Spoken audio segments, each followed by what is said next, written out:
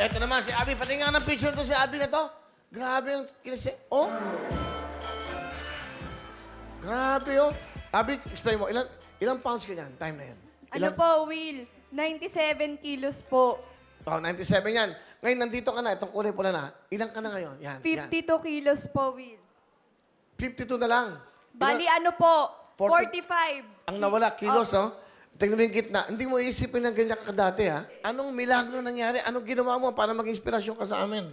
Ano po kasi nung nakita ko po yung sarili ko sa salamin, ano po, yung bilbil ko, ang laki-laki talaga. Tapos hita ko, 23. O paano yun?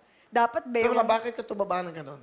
Ano po, kain ng kain, yun. Walang diet. Walang diet. Tapos si mama luto ng luto. Kung ano-ano niluluto. Ang sarap-sarap kasi. Tapos, and then, bakit mo naisipan magpapayat ng ganyan?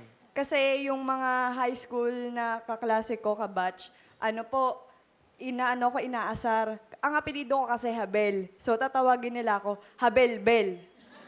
Habel-bel. Tapos, Ang sakit. sasaktan ka? Oh. Ano, umiiyak ka mag-isa? Opo. Sa kwarto ko, minsan tatanungin ako ng mama ko, o ba't ka umiiyak? Sasabihin ko sa kanila, nanonood lang ako ng nakakaiyak na movie pero